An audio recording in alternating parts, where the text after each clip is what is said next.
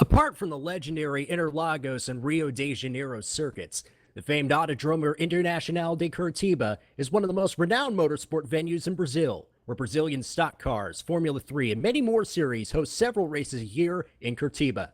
And most notably, for many years, this was the home of the World Touring Car Championship Race of Brazil, where the likes of Ivan Muller, Alain Menu, Andy Prio, Gabriele Tarquino, and even Brazil's own Augusto Farfus won here on the grandest stage in touring car racing. For many, many seasons, this was a staple event in the Race Department Touring Car Championship, and so it's only fitting that Curitiba once again hosts a round in this, the ninth season of the Race Department Touring Car Championship. It's the fifth round of the season, the penultimate round, and only 4 races remain in the chase for the championship. Hi everyone, welcome. I'm RJ O'Connell, and this is the 5th round, the 9th and 10th races of the Race Department Touring Car Championship from Curitiba, as we take a look at what should be a very fun race on a very, very challenging track with a lot of long straightaways and medium and high speed corners. So let's take a look at how this Curitiba circuit lays out. Welcome everybody to round 5 of the Race Department Touring Car Championship here at Curitiba, long known for its long straight on the start finish line. Break around the 100 meter board, avoid the sausages for turn 1 and 2 at all costs. Avoid those sausages. Turn 3, avoid the sausage as well. Bring your car inwards and outwards for better traction. You use the curbs if you want to. Now you're into a short straight 300 meters. There are 3 total in this track. You're gonna break right about the 100 meter board for turn 4 and 5, which is a follow-up, a very open right-hand hairpin. Bring your car on turn 5 on the outside. You're gonna go into turn 6, a very open right-hander. Now into turn 7, which is followed up by turn 8, a very sharp left-hand hairpin. Brake right before the 50 meter board into better traction. Accelerate towards the outside. This is a very, very, very short straight 100 meters. Turn 9 coming up very, very fast. Keep your car in bounds. A follow-up right hand. Keep your car also in bounds and watch the exit, because here it's easy to go off. Use the curbs. Turn 11, which is the last one on the track. Brake right before you enter into the curve. Keep your car in the in part of the track. Bring it on the outside into the long straight of the start finish line. This will be a lap around Curitiba.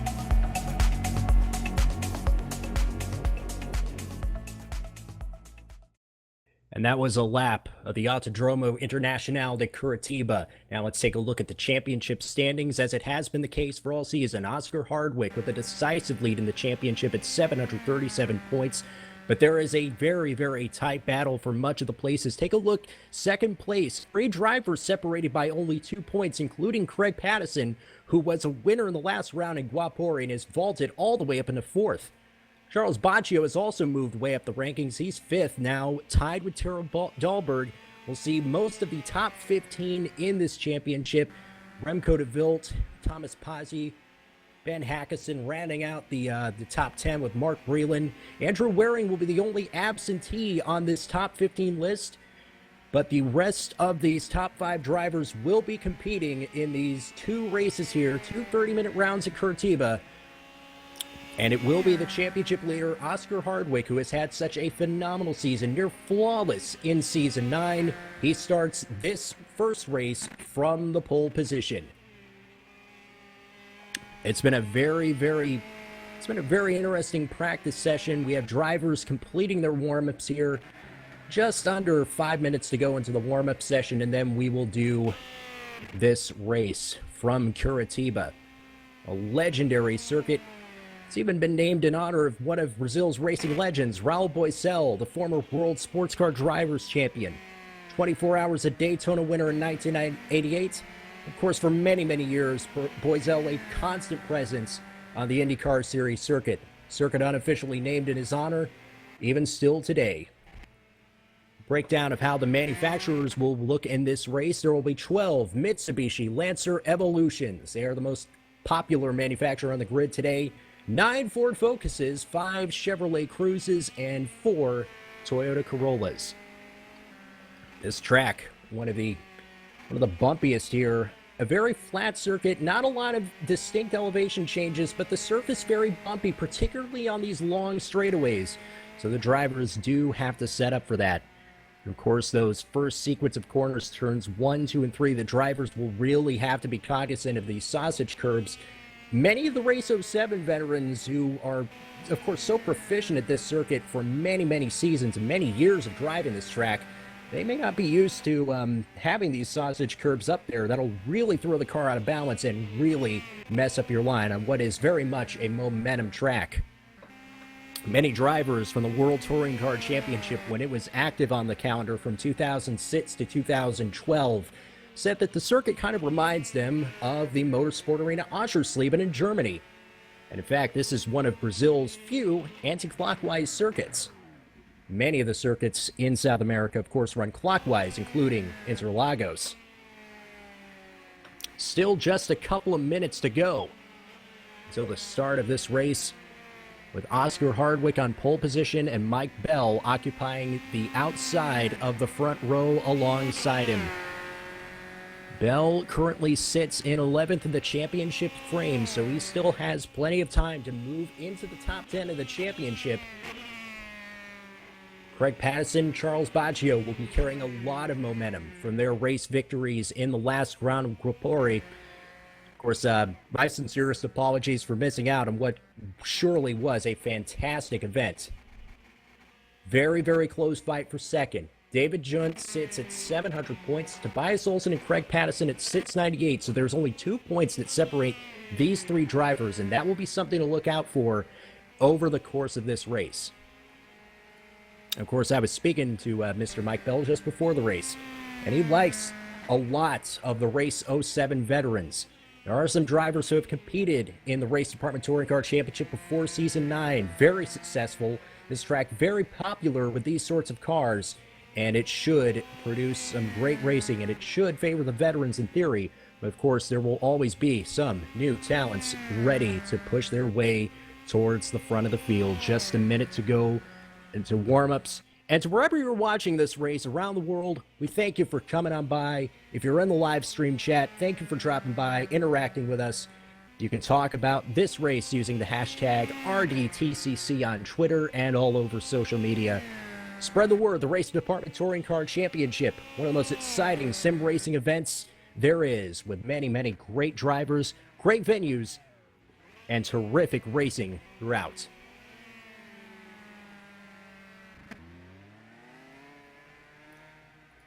So we are about set to go with the first of the 30-minute races here.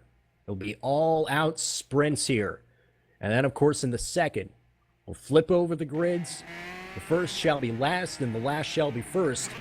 And the drivers will have to fight their way through the field to get success in race number 2. Drivers each wishing each other good luck. This is part of a big weekend of racing. We've had the WEC 6 Hours of Bahrain, the Macau Grand Prix, the NASCAR Chase for the Cup finale in Homestead, Miami. It's a busy, busy weekend. The Race of Champions in London. And we hope to be a very good complement in addition to this exciting week of racing. Warm-up session is over now, so we'll take you to the starting grid. We'll run down the top 10 of this grid really quickly just before the start of this race. So, the pole sitter is the championship leader by 37 points. Oscar Hardwick in that black and magenta car. And on the outside of the front row will be Mike Bell. He'll start second, 11th in the points. He's had the speed. He is a veteran of this track. Row 2, the first of the Raptor cars, Macias Machado and Taro Dahlberg. Row 3, Craig Pattison and the Williams Martini Racing Chevrolet and Anders Nielsen. Row 4, Tobias Olsen and Bang Hackison, the teammates at Ice Cold Racing. And row 5, David Junt, second in the championship, and Charles Baggio, 5th in the championship. Here we are. The drivers are all set. They're on the starting grid, and in just a couple seconds, the first race of 2 will start. The lights are on. And when they are extinguished, the first race of the season will be the first race from Curitiba. I'm already screwing up, but these drivers are off to a fantastic getaway on the grid. There we go. Hardwick got the start that he needed to. He's away cleanly. It's a good clean start from the field. Funneling out several cars wide behind them. Mike Bell holds on to second. Dahlberg moves into third. As they head through turns 1 and 3, they're 3 wide. Already a couple of cars cutting through the chicane. They're going to have to get those positions back just so they don't have to get an advantage. But with that little room through that small piece of real estate, it wouldn't be too misunderstandable there. Hardwick taking Bell along with him into turn 4. That's going to be your main overtaking point on the track as the field funnels out behind them. I believe that is Ben Hackison in P8, who ran wide just a bit, but he regains his composure. No major incidents to speak of. 29 cars with just one short. No major incidents yet. Oh, and it's getting dicey up towards the middle of the field, as it always tends to. Up into P1, Mike Bell is right on the back bumper of Oscar Hardwick. Hardwick in the black and magenta number 42 Ford Focus. And Mike Bell carrying car number 95. It's the white and blue machine. All right, around the final corner to complete their first lap. Bell right in the slipstream of Hardwick. They're going to complete the first lap. And it's going to be Oscar Hardwick who leads, but not by much. Terrell Dahlberg leading a train of cars in third. As Craig Pattison moves to the outside. This is for third place. Pattison in the 77 car carrying the Martini stripe. Down the center of the car. Oh, and there's several cars. A big lunge. Looks like Anders Nielsen made a big lunge there. He's still in 6th place for now. We're just behind Mateus Machado in that black and purple Raptor Engineering car. And as that was happening, Craig Pattison did make the move, so he's into 3rd place. Carrying the famous Williams Martini racing colors and the number 77, which you're familiar with for Formula One viewers. That's the number in the colors of Valtteri Bottas. In the battle for P1, it's still Oscar Hardwick, and now he's pulled out about a car length ahead of Mike Bell. It's Ford versus Chevy. It's blue versus purple. The field really starting to mix things up. For 11th place, Thomas Pazzi and Lorenzo Bondere going side by side. Bondere in the black and green car. Thomas Pazzi in the red Chevrolet. Pazzi just holding the position over Lorenzo Bondere as the cars scream past those high-speed left-right corners. You need all the commitment you can, all the confidence in your car and how it's set up to nail it down as close to full throttle as you can. Hardwick still leads ahead of Bell, and Pattison has a challenge for 3rd place. The field is funneling in behind them. Terrell Dahlberg on the outside line, going into turn number 1. Pattison's going to hold him off, though. Dahlberg stays ahead of David Junt, who's now moved into 5th place ahead of Mateus Machado. Nilsson is 7th ahead of Remco de Wilt. Ben Hackison is 9th. Charles Baccio is 10th. So it's Hardwick from Bell and a long way back.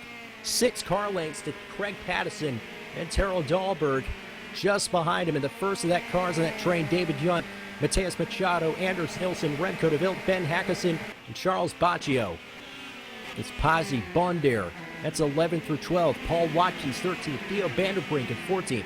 Angelo Dos Santos in 15th. As we run through the field, it's a very colorful grid of cars.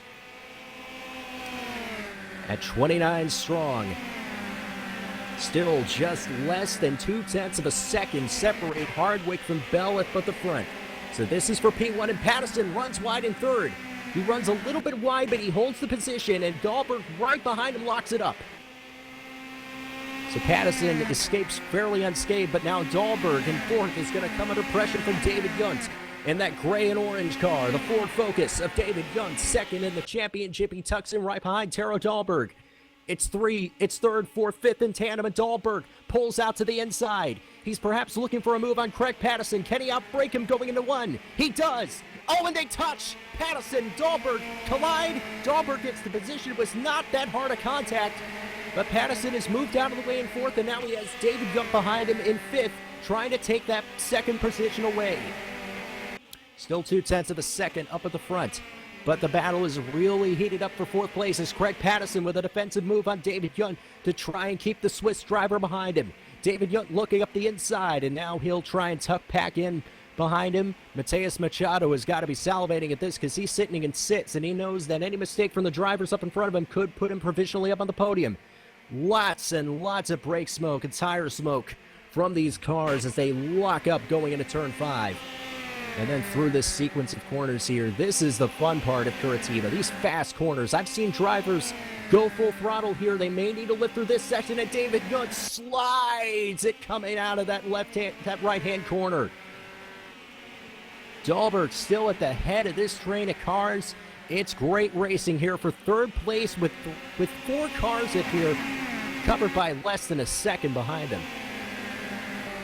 Nilsson and Hackison, the top 10, 3rd through 10th, have really broken away from Lorenzo Bondera in 11th, and now Theo Vanderbrink for 11th place is going to make the move on Lorenzo Bondera. He's got the inside line. It's Mitsubishi versus Mitsubishi.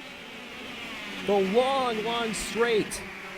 And Vanderbrink makes the move for 11th. Oh, but he clips a little bit of the curbs on the inside. So that's thrown his momentum off, and Lorenzo Bondera is going to have the inside line going into the very next corner. And that's turn 4. That's your prime overtaking point. I spoke to Mike Bell before the race. He said this will be the place where you see most of your overtaking. That orange Mitsubishi. And the racing for Kika Colors. Oh, and it looks like Ben Hackison has had a problem. He's run wide and dropped several positions down the order. Hackison now 16th. Kakper Kowalczyk has moved past him, and Hackison's now down into 18th place. He was running well inside the top 10, so that is obviously a huge mistake that set that driver back. Ben Hackison representing Ice Cold Racing. Tobias Olsen has also fallen down the order. He's down in 19th place. It's not a good start now for the Ice Cold Racing team. It started well up in the top 10, but now they have fallen well into the clutches of the midfield. And at this point, you have to consider, do you try and consolidate as good a starting position to move up towards the field in race 2? Or do you go for it in race 1 and hope the cards fall where they may in the second race? The battle for the lead has really heated up. Still covered by less than half a second. Craig Pattison has now moved back into 3rd place with a move on Tyrrell Dahlberg. So Pattison in 3rd ahead of Dahlberg, who now comes under pressure from David Yunt. Dahlberg's got the inside line covered going into 4. Yunt with a big slide. He stays right on the back bumper of Taro Dahlberg to Mitsubishi. And they're going to follow each other through here. The thing about Curitiba is, for most of these flowing sections, particularly on the inside part, this is a much of one-line groove. Whoa, Taro Dahlberg getting way out of shape. He keeps on to 4th place. David Yunt in the 66 car. Very distinct livery. The Sharkskins colors. Gray and orange for David Yunt, the 2nd place man of the championship. And Mike Bell has a look for the lead. He got really sideways coming out of the last corner. So he's going to lose some momentum. And one of the things about Curitiba is it's very much a momentum track. If you push too hard here, you will lose time. You just have to let the rhythm of the corners come to you as a driver to get the most out of this circuit. Whoa! Dahlberg with a big slide going into turn 1. Pattison clips the curbs. Dahlberg got way out of shape, but he's going to have the inside line into Pattison coming into turn 4. It's crazy how that worked out. Pattison got way up in the air, clipping the corners, and David Yunt's going to have a look on the inside too. Maybe he can get around Pattison as well. Dahlberg has made the move for 3rd. Pattison trying desperately to hold on to 4th. Yunt is 5th. Nilsson is 7th behind Mateus Machado. Remco de Wild is 8th. Charles Baccio is 9th. And Theo Vanderbrink has now moved into 10th. Ahead of Lorenzo Bondera. That battle for 10th still way back at that battle for 3rd. Dahlberg now. It's really close. You could... Not much separation between Dahlberg, Pattison, and Yunt. And this is the battle for 3rd place. The final spot on the podium. As they run right out of this final corner. Curitiba, multi-versatile track. It's got an oval configuration. Very seldom used, though. This is the circuit that everybody runs on. And these cars, you may not be able to see it from your vantage point if you're watching the live stream, but that front straightaway is very, very bumpy. Dahlberg protects the inside line. He's going to keep on to third place. Oh, but he clips a bit of the curbs. He gets way, way out of shape, and that opens the door for Craig Patterson, who's going to have the inside line going into four, and he's going to take David Junt with him. So Patterson is into third, and Taro Dahlberg may lose 2 positions in just a couple of corners. David Junt has a look at the inside of Patterson, and Dahlberg runs way wide again. So he's now lost 5th to Mateus Machado here. Machado is side by side with him, and Taro Dahlberg is really, really struggling to keep the handle on that Mitsubishi. Patterson is now third, David Junt is fourth, and up at the front, it's still Oscar Hardwick and Mike Bell controlling the pace of this race. Bell hasn't really made any moves behind Oscar Hardwick. So they're 2 of the more experienced drivers when it comes to this track and this context of sim racing. So we knew they were going to be strong, but they have really, really set the pace here. Oscar Hardwick first, Mike Bell in second. They have done a dominant job 10 minutes into this race. Craig Patterson third, but it is a very, very heated fight for third place. In fact, it's about to heat up real quick as David Junt, he looks to the outside and then some. He may have scraped the wall, and he's going to get third place for his efforts. David Junt's now moved into a podium place ahead of Craig Patterson. That was a very strange move. It clipped the wall just a bit, but hey, it got the job done. So David Junt is now third, ahead of Craig Patterson, and Andrews Nilsson is alongside Taro Dahlberg. He's ahead of him in 5th. Nilsson making the move for position. Nilsson not well up in the championship. Here's some setbacks, but he's having a very good race here. Oh, and somebody locks it up big time up ahead of them. That's in that battle for third with Junt and Patterson. Remco de Wilt is looking up the inside of Mateus Machado for P7. And for 10th place, Lorenzo Bonder in that Raptor Engineering black and green Mitsubishi has gotten around Theo Vanderbrink. And he is suddenly the locomotive in this huge, huge train of cars. You see Theo Vanderbrink in 11th, the orange car. Paul Watkins, the white, black, and blue car, the mighty 4th entry. He's in 12th and looking up the inside of Vanderbrink for position. Meanwhile, up at the front, Oscar Hardwick has now opened up the gap on Mike Bell to 0.6 of a second, so it's much wider than what we've seen it in the past. We're going to keep our eye on this battle for 10th place as Theo Vanderbrink funnels out to the inside. He's going to try and outbreak Bonder and get 10th place back. He may take Paul Watkins with him. This is very, very hairy stuff, and Bonder clips the corner. He's going to lose the momentum, and he's going to lose 10th place. Theo Vanderbrink is back into 10th place, and Watkins has now gotten past Bonder for 11th. And Thomas Pazzi in the red Chevrolet, he's coming right with him. And not too far out of the shot there, Tobias Olsen is now in 15th place. So he's gained a couple of spots back. He's moved his way past Angelo Dos Santos. He's now 14th. So now he's right on the back bumper of Thomas Pazzi and Lorenzo Bonder. And Mateus Machado. Mateus Machado has spun. It's the 17 car. He has spun in a very precarious position. So he was in that battle for third place.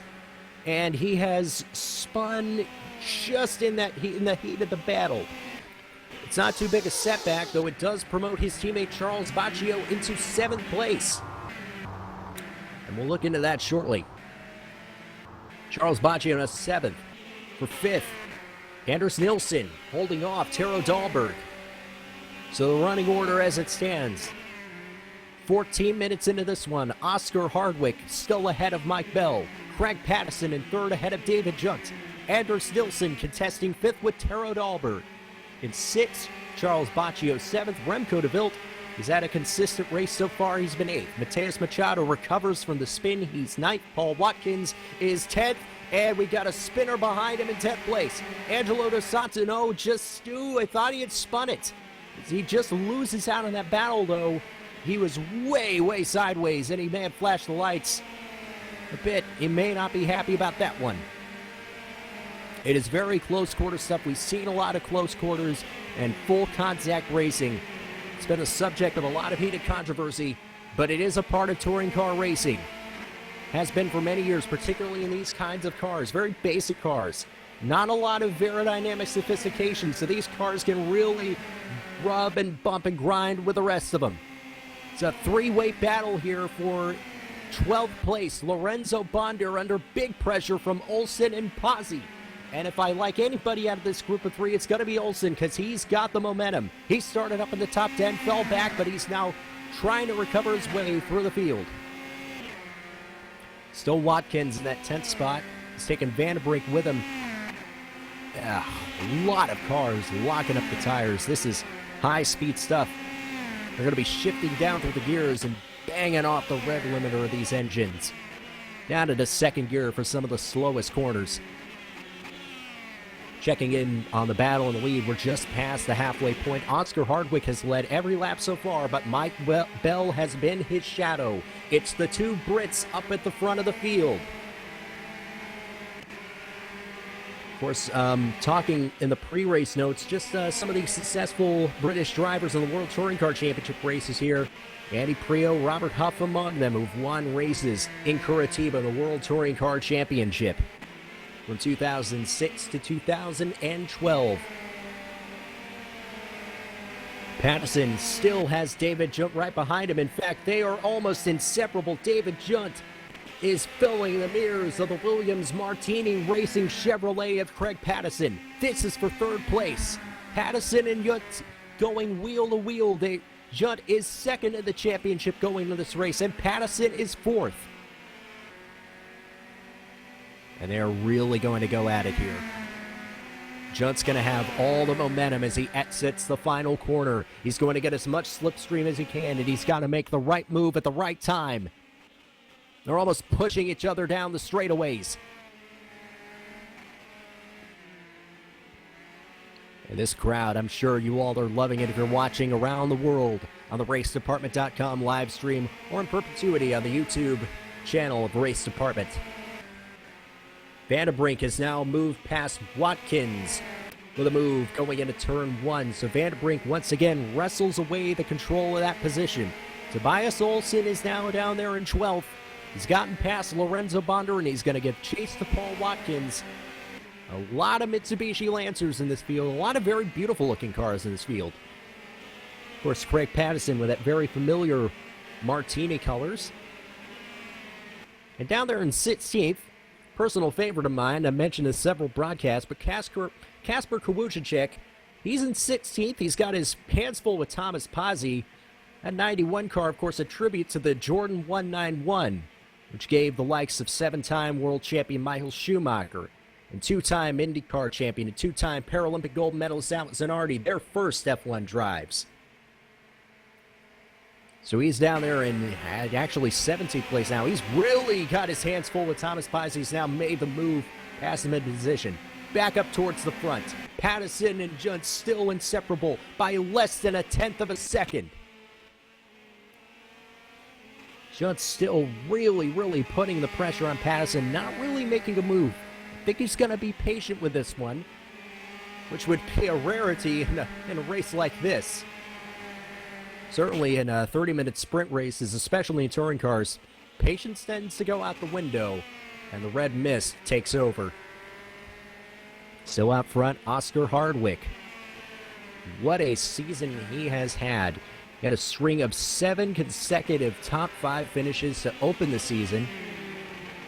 And even though that was snapped in the second race at Guapori, that was still a very remarkable run. He still has a very commanding lead in the championship, 37 points over David Junt. And Junt's now down in 4th, and he's trying to wrestle away the final podium spot away from Craig Patterson. So that's going to be more points in the favor of Oscar Hardwick if it finishes as it is.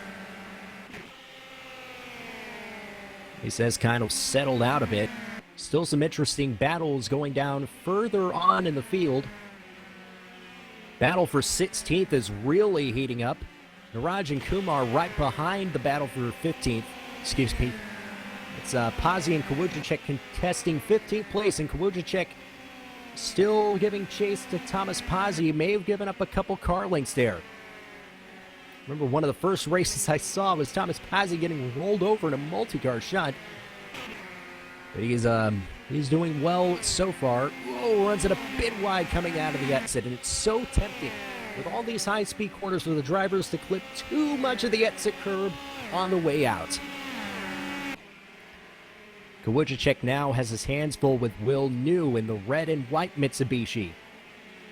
As I mentioned, 12 of the 29 cars in this field are Mitsubishi Lancer Evolutions, a very popular car down there in Brazil. Of course, it has its own racetrack, which was just added to Stock Car Extreme recently, the Velocita circuit, and that's one we hope to see in future Race Department League events. Mike Bell has closed back in on Oscar Hardwick in the battle for the lead. Bell carrying the white, gray, and blue colors of Fifth Dimension's Smile Power Racing. And there are still championships up for grabs. A four-way fight for the team's championship. It's yet to be decided. Mike Bell out of the final corner with just under 9 minutes left to go. They're running in tandems up at the front. Hardwick and Bell first and second, totally inseparable. Pattison and Junk third and fourth, totally inseparable as well. And Charles Baccio has his mirrors full of Remco de Wilt. Theo Vanderbrink is being pushed by Paul Watkins. It's these tandem efforts. Many, many years ago. Oh, and there's a move for seventh. Charles Baccio has made the move into seventh place in the black and blue Mitsubishi Lancer of Raptor Engineering. That's Raptor Engineering Valkyrie. It's a four-car effort with that team. When all four cars are running, we have 3 of the 4 in this race.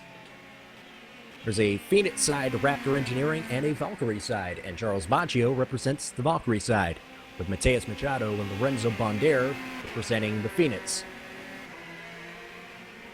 Pattison and Yunt, and now they're side by side for third place. They got to follow each other closely. It is a one-line groove through these high-speed corners. Pattison and Yunt keep it fairly composed. I guarantee you they're not going to be lifting much, if at all.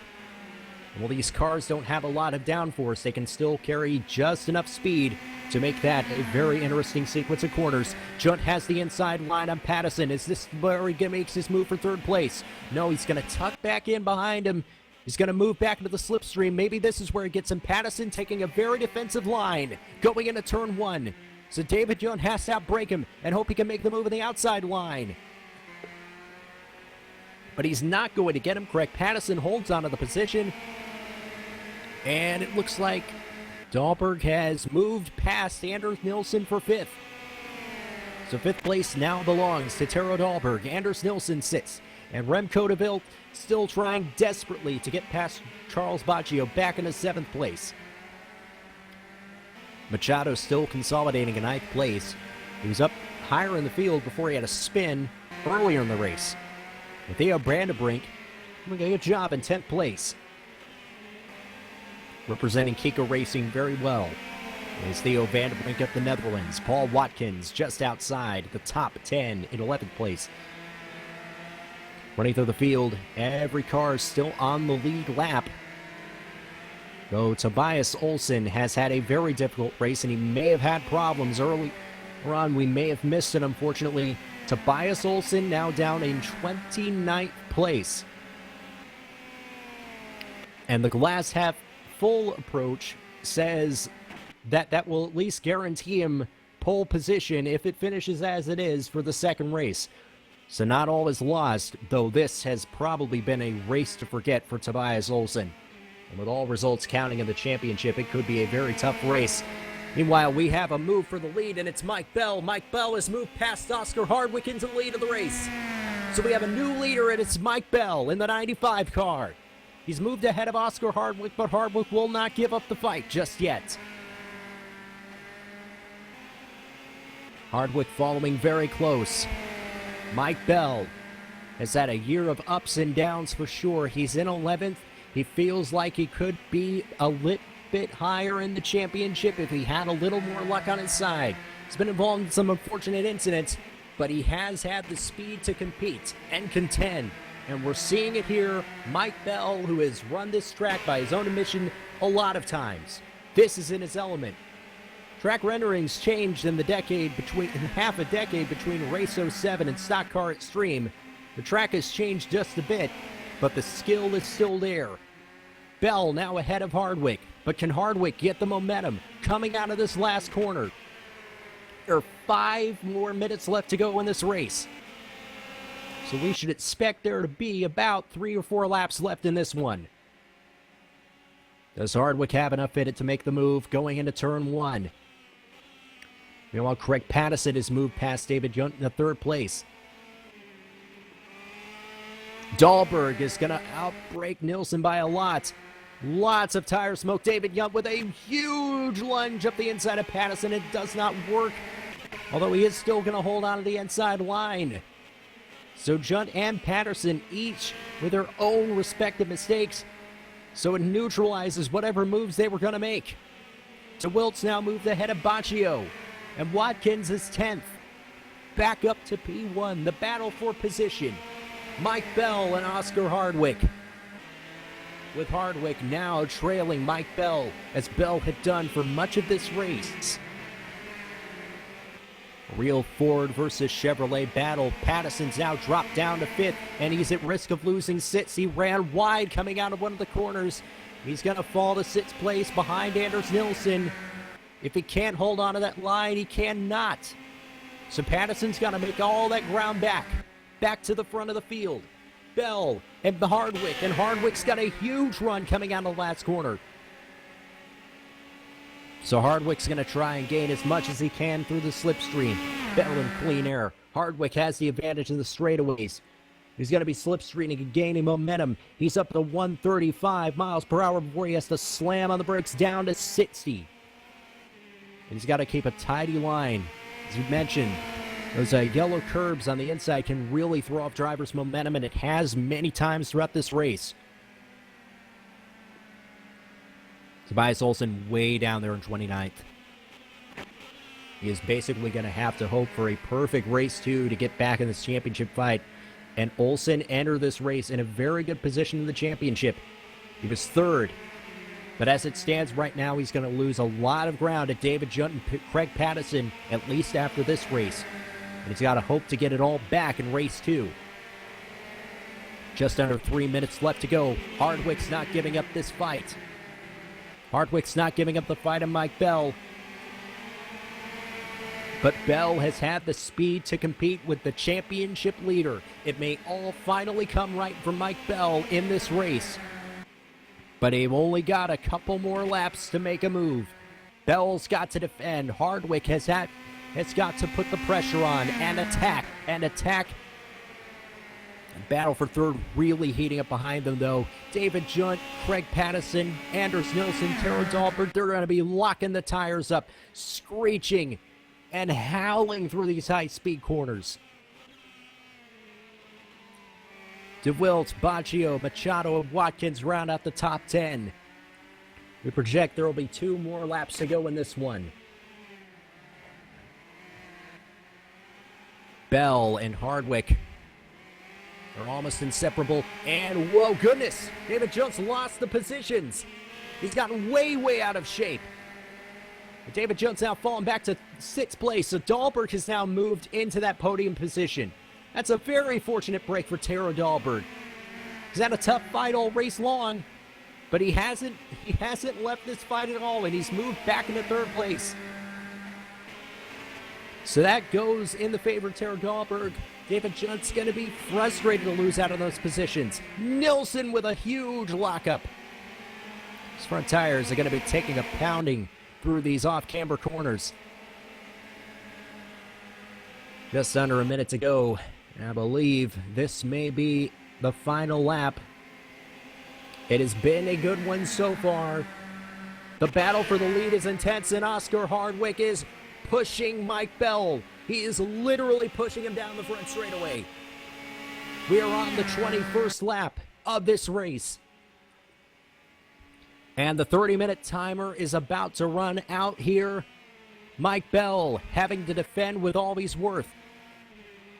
He's going to need to rely on the inside lines. He's going to need to defend his position to hold on to this race victory. This will be a 22-lap race, so we've completed 21 laps. This is the 22nd. This is the final lap of the race. And there is an intense battle. Craig Patterson has now moved past Daryl Dahlberg for third place. Anders Nilsson still has his beers full of Remco de Wilt. Theo Vanderbrink has now moved past Paul Watkins for 10th. This is it, the last couple of corners. This left-hand hairpin as the leaders funnel through it. It's been so difficult, and Hardwick is now right on Bell's back bumper. They have to hold steady through this sequence of corners. You cannot afford a mistake here. Bell holds on to the position. And it looks like it's going to be Mike Bell. If he can hold on, Hardwick's got to get one last push of momentum. If he's got anything, it's coming here. Here's the final corner of the race. Mike Bell for Chevrolet, for Fifth Dimension Smile Power Racing, is going to take Oscar Hardwick down as far to the line as he can. Mike Bell is going to win the race. Mike Bell wins the first round in Curitiba. The battle for third. It has been contested like magma all race long. Craig Patterson comes out on top ahead of Nilsson. Dahlberg is fifth. Junt finishes sixth. And it's going to be Remco de Wilt in seventh. Charles Baccio just ahead of his Raptor teammate Mateus Machado in ninth. Theo Vanderbrink holds off Paul Watkins for the final top 10 place. Bondar is 12th ahead of Joseph and Breland. Thomas Pazzi is going to finish 15th to complete the top 15. Every driver made it to the finish. Just waiting for the last of them to come around, which will include Tobias Olsen, who is going to get 27th for his efforts in a tough race, but he'll start third in the second race. But the winner is Mike Bell in the number 95 Fifth Dimension Smile Power Racing Chevrolet Cruze. He wins a tough fight. He shadowed Oscar Hardwick throughout much of the first half of the race. He made the decisive move for the lead, and he never wilted under pressure. Mike Bell, the winner, ahead of Oscar Hardwick, with Craig Patterson rounding out the podium. It's an all-British podium in this first race from Curitiba. And Patterson had a really, really tough fight. Now the drivers from third through sixth drove an absolutely perfect race. But pending any review, that was a very, very, very good fight. The 77 car coming out on top. In a lot of races throughout 2014 and 15, it was that number 77 Williams Martini car in the Formula One Grand Prix. It was always third or fourth place. That's a very fitting result. Patterson coming in with a lot of momentum from a big win in the Guapori round. But now it's time for race number 2. We will invert the full field. And that means, as it stands, Mats Ostlund of Caveman Racing, who finished 29th and last, will be on the pole position ahead of the Romanian Brezanu Adrian for Sports Car Driving Evolution. And Tobias Olsen will start third as he tries to get back into this one. Ben Hackison will be one to watch. He is expected to start inside the top 10 in this one. Mike Bell, Oscar Hardwick will now have to take their fight. A hard fight that they had for the lead. And they're going to have to work together to claw their way through this field. And this is where it really sets off. These fast drivers have got to do all they can to get their way through the field. But they've got to do it cleanly, and they've got to do it respectfully. And let's hope we have some of that. So it will be Mats Ostlund and Brezanu Adrian on the front row. Tobias Olsen and Roy Magnus on row 2. John Sauter and Jean-Francois Champagne on row 3. Arne Dopaja and Naranjan Kumar in row 4. Ben Hackison, Michael Klein in row number 5 to complete the top 10 for this second race. They're on the grid now. Let's see what will become of this one. Let's hope for a clean and fair race. As the lights are illuminated, and when they go out, we will have race number 2 underway. The lights are out, And it's go, go, go.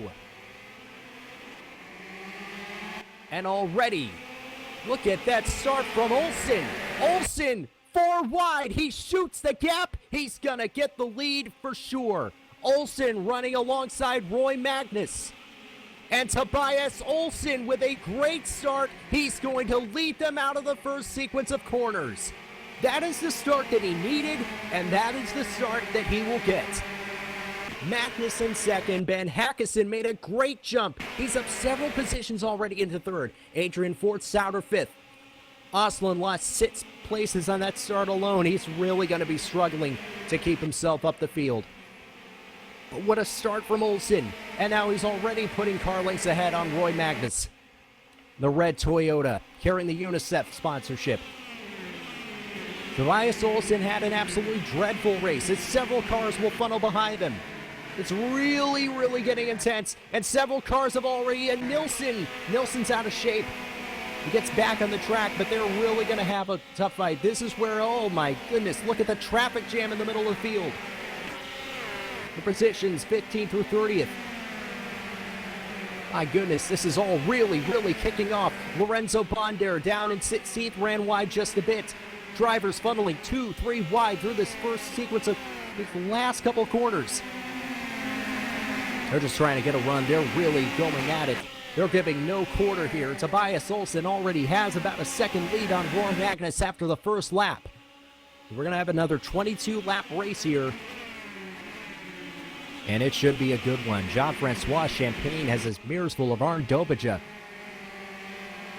And Adrian, to his credit, oh my goodness, Dobija spins! Arn Dobija has spun off the track. He was contesting for position.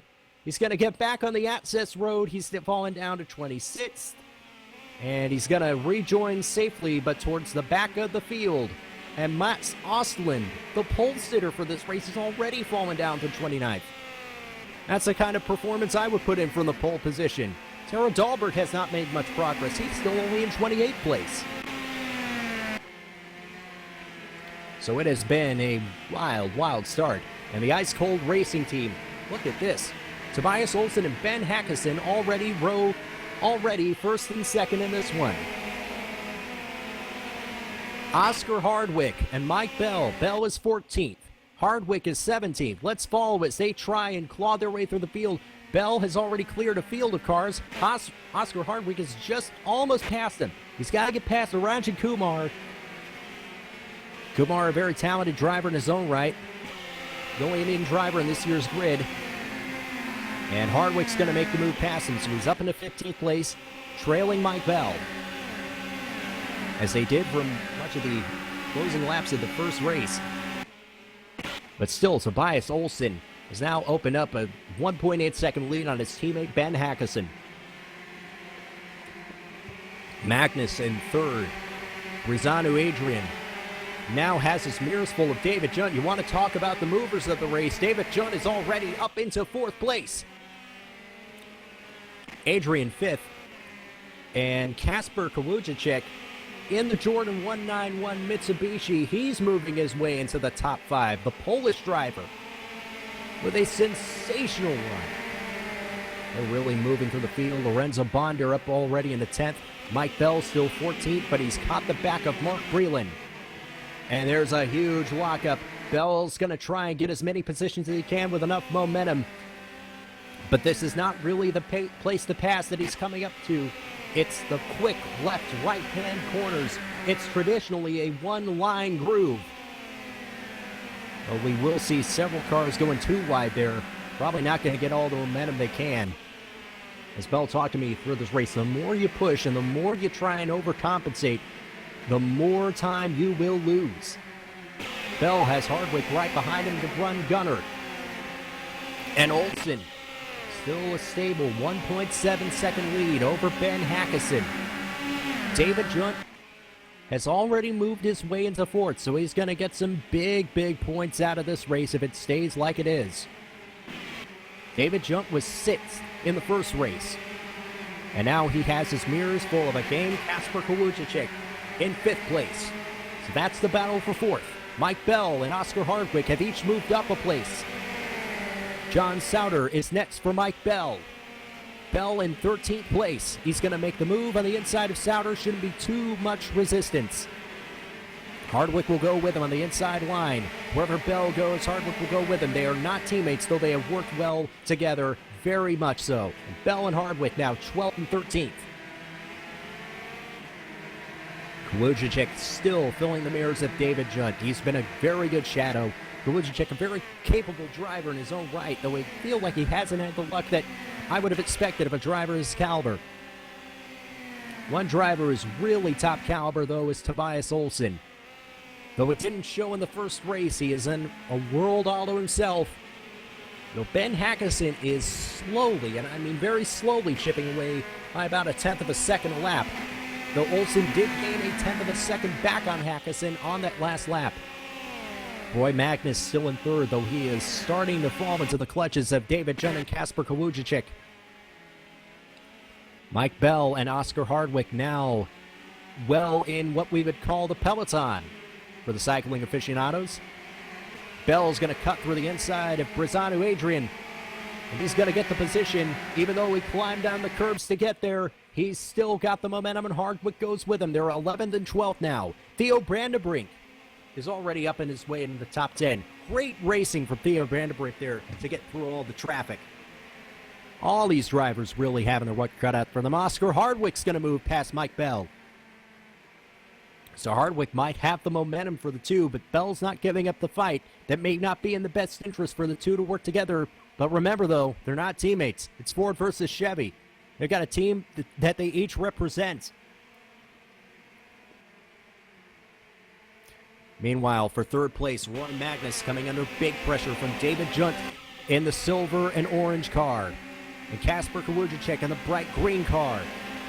It's Toyota ahead of Ford and Mitsubishi. How long will this last? Roy Magnus, very capable driver in his own right, but I fear he may not have the pace to compete for the position. Oh my goodness, Lorenzo Bonder in ninth place, just slammed right off the tire barrier, gets back on the track, but he's going to lose a lot of momentum. He ran way wide coming out of the final corner, and he's going to lose several spots. Lorenzo Bonder in the black and green Raptor Mitsubishi had a very scary exit. He was lucky to come away with less damage than he ultimately did. Several cars just clattering off these yellow curbs. It's not ideal. I mean, for these touring cars, it already throws off your rhythm enough. Couldn't imagine what it'd be like throwing it off the curbs in a single-seater car, the Formula 3 or even a Grand Prix car. It would be asking for trouble. David Junt has now moved past Roy Magnus, as has Kasper Kolujic. So they're third and fourth. Bjorn Golda having a strong race. He's sixth. We haven't seen much of him this year, but he's done well to stay in this top division. And he's having a good race so far in sixth. Michael Klein is seventh, ahead of Jean-Francois Champagne, another relative newcomer to the top division. Oh, goodness, Oscar Hardwick! Let's turn around Jean-Francois Champagne. Heavy impact. He spun him around, and that was tough. That may be a racing incident, but Oscar Hardwick, that really threw him off. That is a tough break, though, for Jean-Francois Champagne, who's going to fall well down the order. He's got damage to his car, and we know that Angelo Dos Santos has retired from the race, unfortunately. And that is the danger of a race like this. With all the fast drivers having to work their way up through the field, they've got to make moves when they can, and they've got to do it in a timely manner. And sometimes incidents like that happen. Ooh, Thomas Pazzi down in 22nd place at a very clumsy exit to turn one. Gets it back under control, though. So now it is Hardwick in 10th place, but the leader still Tobias Olsen by 1.5 seconds over Ben Hackison.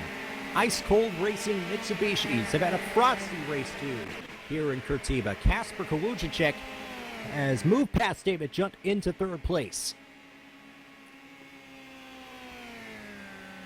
Somewhere, Andre de Cesaris would be proud of the performance that the Jordan 191-inspired Mitsubishi Lancer is putting on in the hands of Kasper Kolujic. But David Junt is going to give him every bit of energy that he has here He's going to get a good run out of this final corner. 10 minutes have already elapsed. The running order: Olsen, Hackison, Kawujicek, Junt, Magnus 5th, Golda 6th, Klein 7th ahead of Bonder. In 8th, John Sauter. In 9th, Oscar Hardwick in 10th place ahead of Mike Bell, the race winner from the first round. And it's really heating up. Lorenzo Bonder in 7th has made it past Michael Klein. He's going to get the move done here for sure. Coming out of 3, yes, he does. Bonder, despite that really, really hairy run into the barriers, he's still under pressure, though. Klein is not really giving it up so much. Hardwick moves past Sauter into 9th place. So now he's got to pick off Michael Klein and Lorenzo Bonder. But Bonder will be a tough fight for sure. Mike Bell has moved past Mark Breland into 11th place. Craig Pattison is into 13th. So he's not moved up the field as fast as some of the other front runners around him, but he is getting up there in the field. And Jean-Francois Champagne's race, unfortunately over. Suspension damage from that spin and that crash into the barriers. He got tagged by Oscar Hardwick. That will be under review. This is great stuff. For many of these drivers who have spent thousands upon thousands of minutes logging laps in this track in Race 07, this race brings back memories. It's a beautiful rendition of Curitiba by the folks at Races Studios. And huge, huge props for the latest update to everybody at Reza. Congratulations. Jorn Golda is having a good race so far. He was 6th earlier. He's now moved past Roy Magnus into 5th place. And Ben Hackison still slowly chipping away at that lead. For 7th place, Lorenzo Bonder is under big pressure from the black and magenta car of Oscar Hardwick. The championship leader trying to move his way further into the top 10. And Bonder with a big lockup. Hardwick trying to do the up and under. Does he have the room? Yes, he may have it. But they're going to be side by side coming into a one-line groove for this next couple of corners. Who's going to blink first? It may be Hardwick who has the line. Bonder's going to run wide, and Hardwick's going to get 7th place. And Mike Bell leads a trade of cars. He's now up into 9th. Craig Pattison has moved into 12th. Bell holding off John Sauter. And Bell is going to try and catch up to Lorenzo Bonder in his old life, but Bonder's not giving up the position. Remember, this is all for position here. Some of these so-called slower drivers, they still got something to fight for. And they are entitled to fight for it every step of the way. Olsen gained a half a second on Ben Hackison, but if you look at this battle for the lead, it looks a lot closer than that. That's because Olsen is really, really pressing here. And Hackison is slowly but surely reeling him in. The battle for third is still very close. Kasper Kawujicek is doing everything he can to hold off David Junt, and so far he's done a tremendous job. The 7-Up Mitsubishi ahead of David Junt, the black and orange car. It is really, really intense stuff throughout this field. Craig Pattison trying to make his way past Michael Klein into 11th place. Pattison 12th, but he's trying to contest the position. Charles Baccio with a bit of a bump behind him. Charles Baccio wants in on this fight as well. He's 13th. He's a race winner already this year. We have had several race winners, in fact. Great crop of drivers. It's always nice to see them racing in this manner. So at just about the halfway point in the race, 10 laps have been completed. We're on lap 11. Tobias Olsen leads from Ben Hackison by 1.2 seconds. Kasper Kawujicek, David Junt still in a heated battle for third place. Jorn Golda 5th ahead of Roy Magnus. Oscar Hardwick has fought through the field from 28th into 7th place. Lorenzo Bonder is 8th. Mike Bell is 9th, and John Sauter is 10th ahead of Craig Pattison. We've only had 3 retirements so far. Angelo Dos Santos the first. Jean-Francois Champagne was involved in the collision with Oscar Hardwick, spun and clattered the barriers and is out of the race due to damage. Rosano Adrian, who started up in the top 10, is also out of this race. So only 3 retirements so far, not a lot of carnage. David Junt has moved past Kawujicek. Kawujicek's had a problem. He ran wide going to turn 5. And that will set Kawujicek back several car lengths.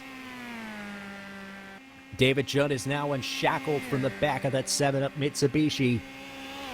And Kawujicek will have to press as hard as he can.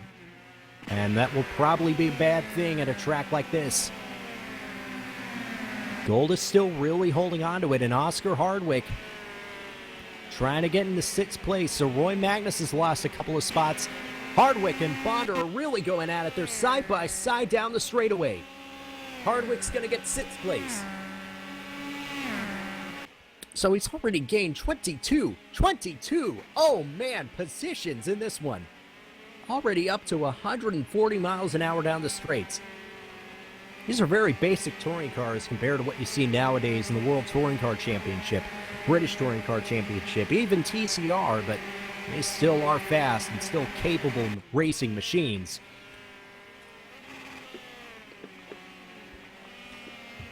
Just past the halfway point of this one. And the lead has now shrunk to less than a second. Tobias Olsen has led the whole way, but Ben Hackison is reeling him in. Fight for the lead is about to heat up between teammates. How will they conduct themselves? They've surely got to race each other fair, because although this is for position, although this is for bragging rights, remember, both these drivers are well up in the championship picture. They're inside the top 10 going into this round. So one misstep could really set them back. Just keep it clean, guys. Lorenzo Bonder not giving up the fight on Oscar Hardwick for 6th place. Bell is now in 8th. He's moved past Roy Magnus, and Craig Pattison has moved his way into the top 10.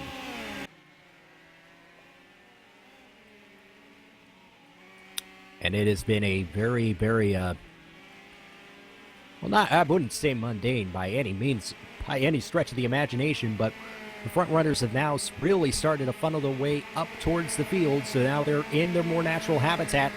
Oh, Mark Breland in 11th really got a clumsy exit into the entry into the first couple of corners, and he is down there in 12th place. May have lost a couple positions here, and it may fall into the clutch. Baccio in 13th. And Bjorn Golda now under pressure in 5th place from Oscar Hardwick. Hardwick's going to make the move, and Hardwick is into the top 5. In all but one race this season, Hardwick has finished inside the top 5. It is that remarkable consistency that has led him to be the championship leader. Up to the front with just over 12 minutes remaining in this one. We are on lap number 14 when they cross the stripe. Tobias Olsen and Ben Hackison running 1-2 for Ice Cold Racing. David Junt is 3rd for PHR. Ahead of Kasper Kawujicek and Oscar Hardwick in 5th. Lorenzo Bonder in 6th, and he is still shadowing Oscar Hardwick every step of the way. Right in his slipstream. Up to 140 miles an hour before these machines hit their rev limiter. Golda in 7th. Mike Bell is 8th. Roy Magnus 9th. Craig Pattison is 10th. Pattison getting it up on 2 wheels coming out of 3. Mark Breland in 11th place. And many of these drivers are just downshifting. They're really putting that engine through its paces. Up at the front, though, it is really closed up. Olsen hasn't been able to get away by a margin of more than about a second and a half, and now it is much less than that.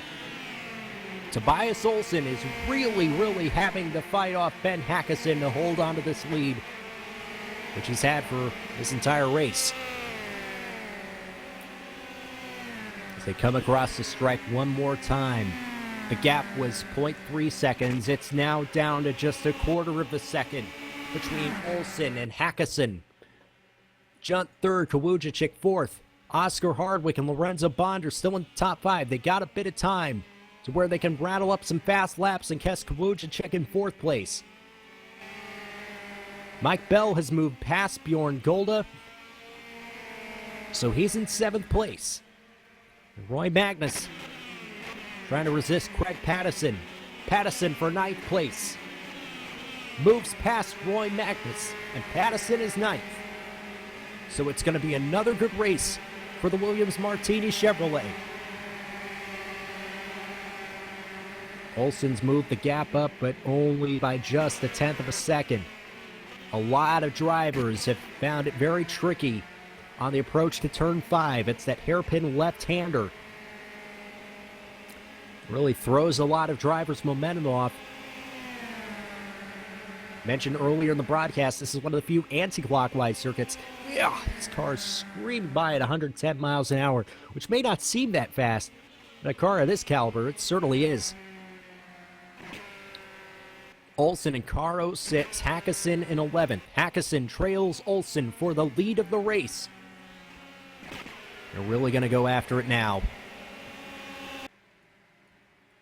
15 laps completed. Olsen still ahead of Hackison, but for how long? David Junt's third, Kawujicik fourth, and Oscar Hardwick and Lorenzo Bonder are starting to close on the 7-Up Mitsubishi. Bjorn Golda 8th behind Mike Bell. Bell's starting to gap Bjorn Golda, and he's starting to catch up on Lorenzo Bonder as Bonder and Hardwick start to duke it out. Bell is within the picture, and he can sense that his rival is there. He's close by. He's not too far ahead. However you want to put it. Further down the order, Mark Breland in 13th place is going to try and get 12th from Anders Nilsson. And look who's coming through the field. Taro Dahlberg had a slow process of moving up the order. But Dahlberg is really, really in it. He's really in this fight in the midfield. This is all for 12th place. And Nilsson, and it looks like Breland has moved off the track a bit. So he's going to lose a couple places out of that exchange. Olsen and Hackison still running in tandem with 16 laps completed. On laps 17 to 22, Hardwick slides it just wide coming out of the last corner. That's going to possibly open the door for Lorenzo Bonder. This is for 5th place. Bonder trailing Hardwick all he can. Black and magenta, black and green. Ford versus Mitsubishi. And that's a rivalry you've rarely seen since the early 2000s of the World Rally Championship. But it's playing itself out in these Brazilian-style touring cars. Bell is in 7th. Golda 8th. Pattison 9th. Baccio in 10th, so he's moved past Roy Magnus. With just under 7 minutes left to go, can Tobias Olsen hold off his teammate Ben Hackison and take the win in the race?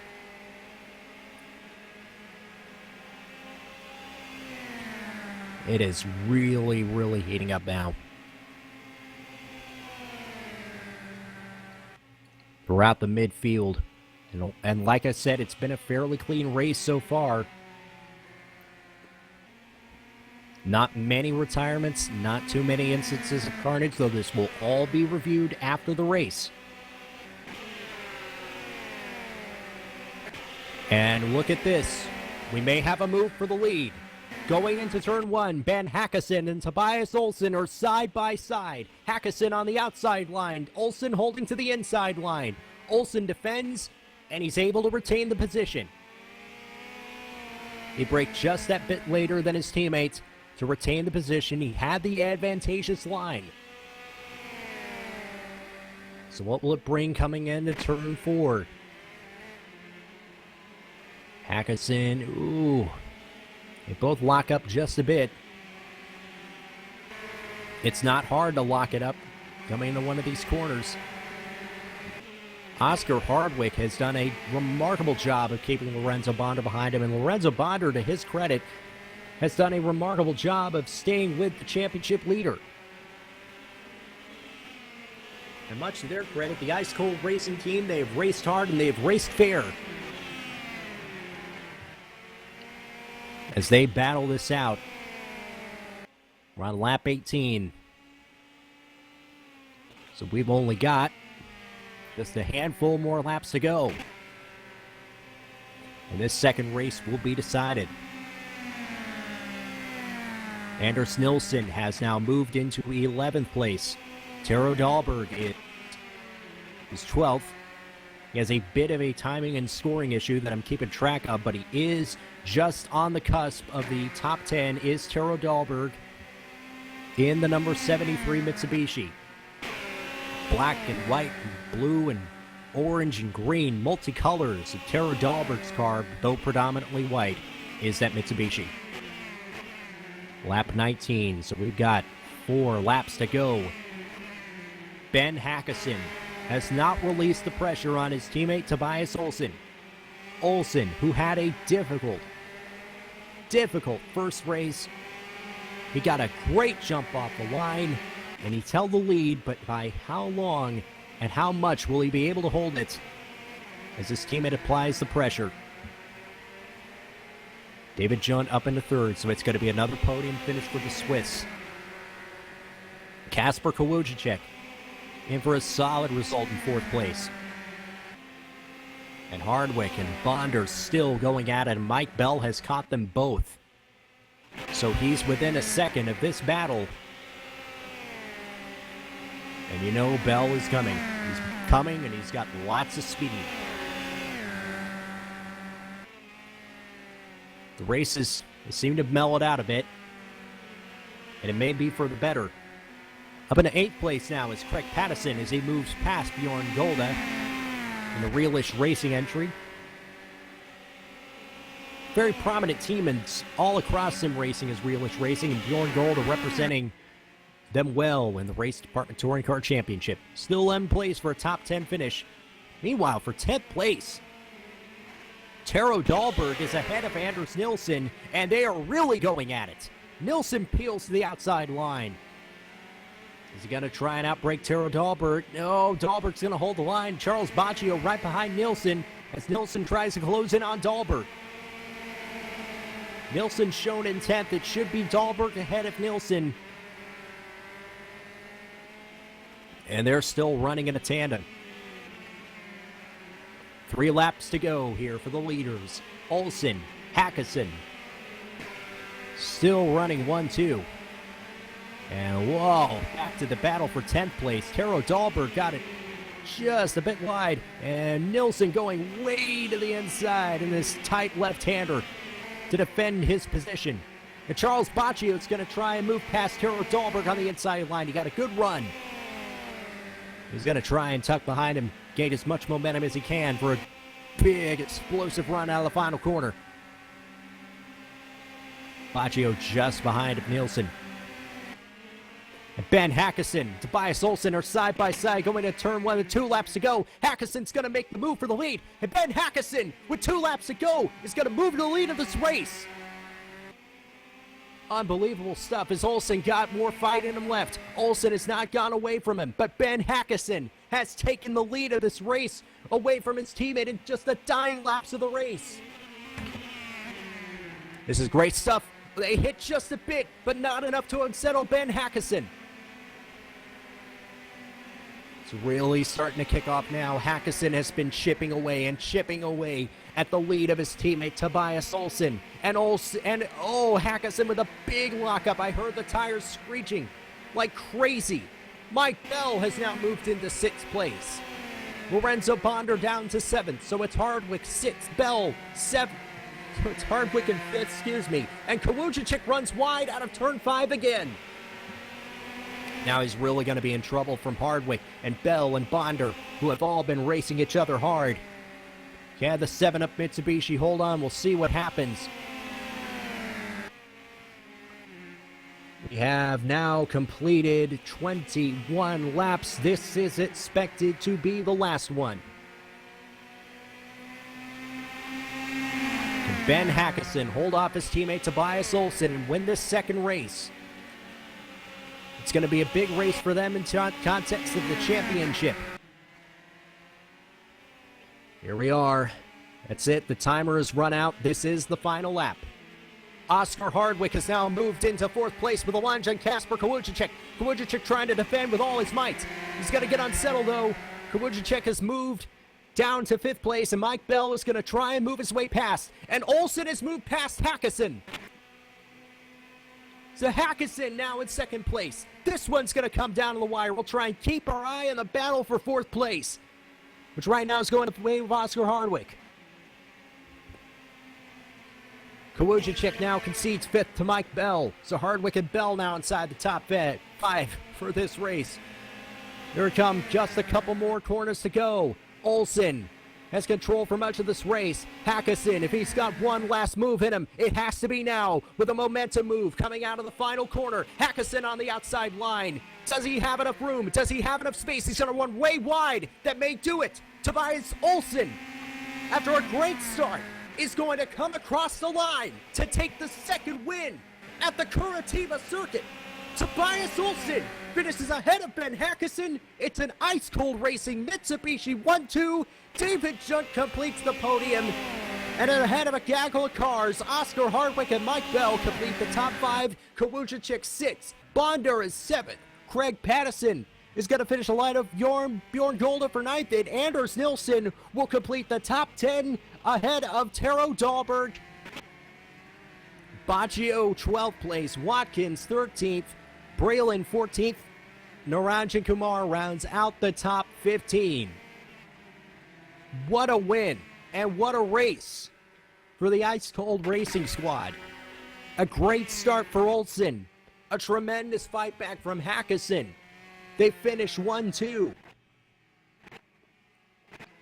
A tremendous, tremendous effort.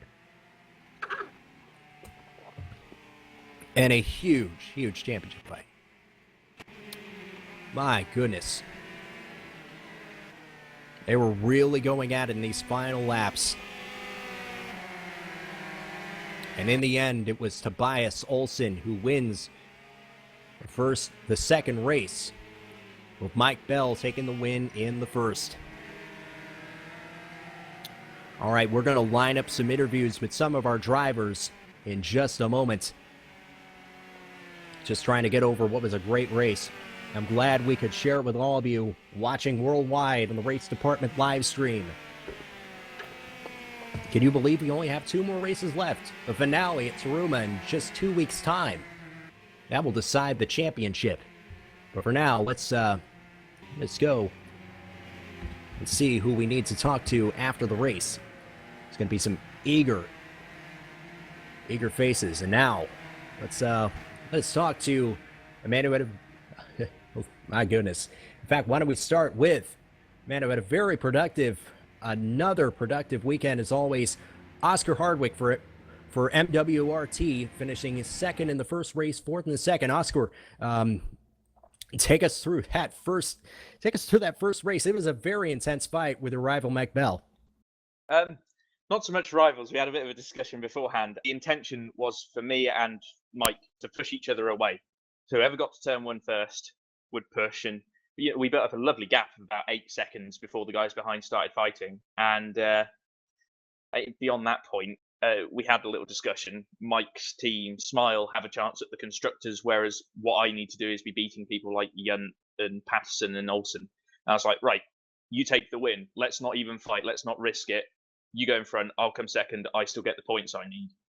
And that's how it worked out. It was really good. And, I didn't have any teammates on the grid today, so it was good of him to play the team game with me.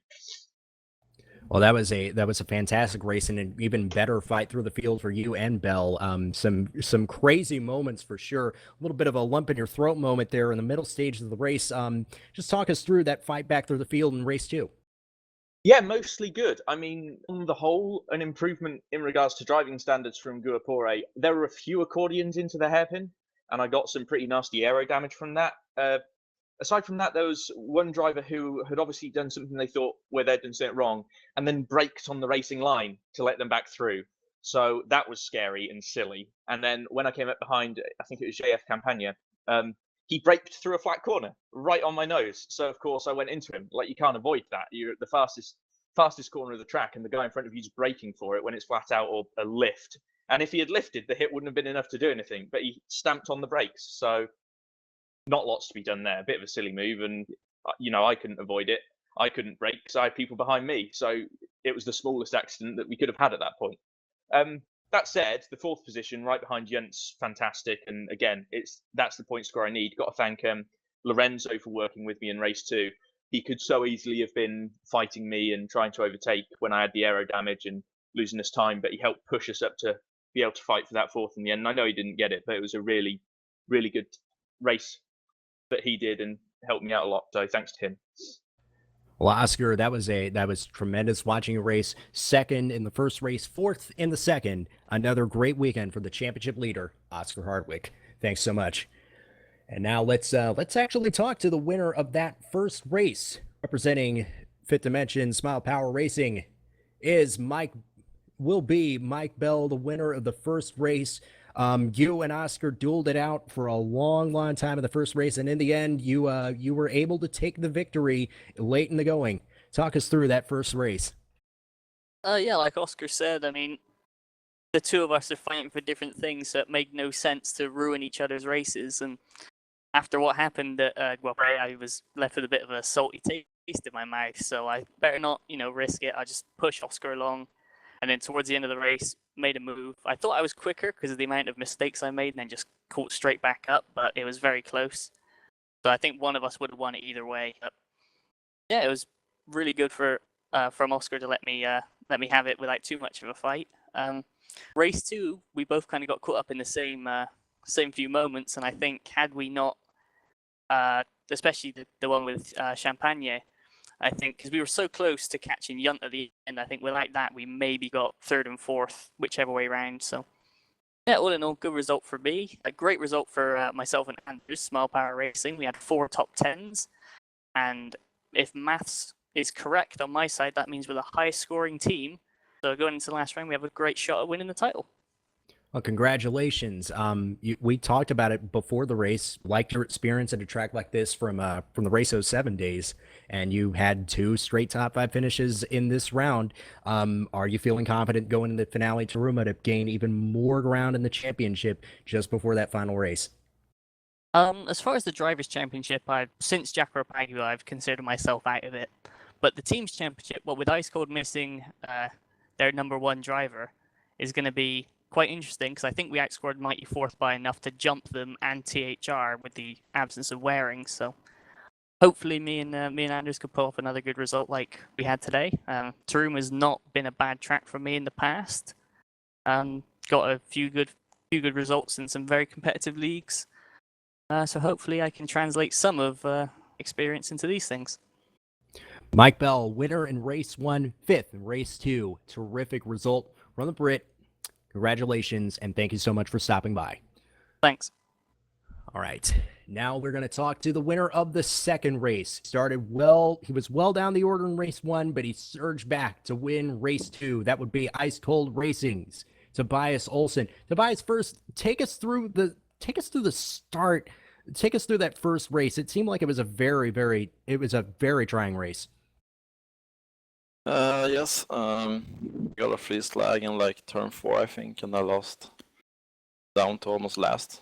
So, and then this went south from there. But not really advanced, and really bad race. Oh man, well, you had an absolute rocket start from the grid in race 2. Just briefly take us through every stage of that, because that was an absolute rocket start, and you held on to the lead for much of that race. You came under pressure from your teammate, but in the end, you were able to hold on to it. Yeah, it was a real nice race. Ben was really, really quick. He was catching me at the end, and as well I had to fuel save. I had 1 liter left on the finish line for some reason. I don't know why. But yeah, good points. Good points, Tobias Olsen. A great race so far, fighting off your teammate, fighting off a bit of an empty tank, but a great win regardless for Tobias Olsen in this second race here at Curitiba. Thank you very much. Thanks. All right, and we have time for one more interview. And my goodness, a lot of names to choose from. I think we will ultimately go with one of our championship contenders. That would be the man who entered this race second in the championship. That would be David Junt. Some terrific racing from Junt. He finished third in that second race. David, that was another outstanding effort from you. Sits in the first race, third in the second. It was a very, very tough fight in that first race for third place all around. Talk us through that. Yeah, first place was most difficult. I haven't driven Curitiba in months, probably, yeah. And qualifying was okay-ish, but not really perfect. Less practice time. But, well, I managed to have a good start to the race and move like one position up. And I got into a position where I could work with Craig, because already saw that Oscar and Mike had been working together, so not really a chance to get close to them. But I worked with Craig and tried to gap Tero and Anders, and we were like 2.5 seconds up. And then I don't know quite what happened, but Craig, I think, started to make mistakes, went offline. I think I had a little punt into him because I outbraked myself, because I wasn't quite used to go back to front-wheel driven cars again. So yeah, my mistake there. But somehow we ended up going backwards, and when I was past him, people, well, Tero and others already had caught, so we were all fighting for first, and in the end, I made a mistake and went back, and yeah, that was sixth place. So I was a bit disappointed that I didn't go through with my plan to get third place in race one, but couldn't have done it. Well, yeah, but sixth is not bad anyway. I mean, you have one car, so it's just good to get those top 10s in these points. And in race two, I could just say that was the best start I ever had into one of the races this season. I don't know how many cars I got on the first lap. I just need to say sorry to Mr. Kumar. I think I misjudged when he was on the outside, somebody into the left right-hander, and had to avoid him, go on the grass, and rear up doors. It's also I just misjudged it, and I'm also really sorry about that one. Otherwise, I just went forward and had Casper to work with me, and we managed to slipstream each other and get away from the rest. He then sadly outbraked himself and went on the grass, and that's where I just tried to keep my pace and bring the third place home. And well, I did, at least ahead of Oscar, but it's something, podium. As for one car, less points, so gonna be a tough battle into last race. So can hope that Andrew and me can respond and take the title, but we'll see. Team championship is still well up for grabs going into the final round of Taruma, but David Junt, with only one car for your team, you did your job well. Sits in the first race, then the second. Congratulations, David, and thank you for stopping by. Thank you. All right. So we have just wrapped up the interview portion with our two winners, with our championship leader and our second place man in the championship, which leaves us now to wrap things up from the Curitiba circuit. We're moving into our final round of the season, Season 9 of the Race Department Touring Car Championship. A champion will be crowned at the Taruma circuit, a very high-speed track, anti-clockwise, punishing close quarters racing. That will be in 2 weeks' time, so set your calendars for December the 5th, where we will have the full broadcast of the final two races of the Race Department Touring Car Championship. A huge thank you to everybody watching on the live stream on YouTube and at racedepartment.com. And remember, if you are a first-time viewer who wants to get on racing just like this, be sure to sign up for racedepartment.com. Become a premium member, join a club race, join a league. It's all here at racedepartment.com, the world's leading sim racing community. Thank you so much for everybody who came by, and big congratulations to Mike Bell in the first race winner, Tobias Olsen winner of the second race. Oscar Hardwick leaves as the championship leader for another round. On behalf of our producer, Davey Vandeveen, on behalf of Bram Hengeveld, Lorenzo Bonder, and everybody who helped make this season of Race Department Touring Car Championship a success to date, my name is RJ O'Connell. I had to fly solo. My buddy, Thomas Hins. We hope to see you. Tommy, I hope you come back for the final round of the championship. It's great to have you on board. And my name is RJ O'Connell. Thank you so much for coming on by. Good night and good wishes from Curitiba.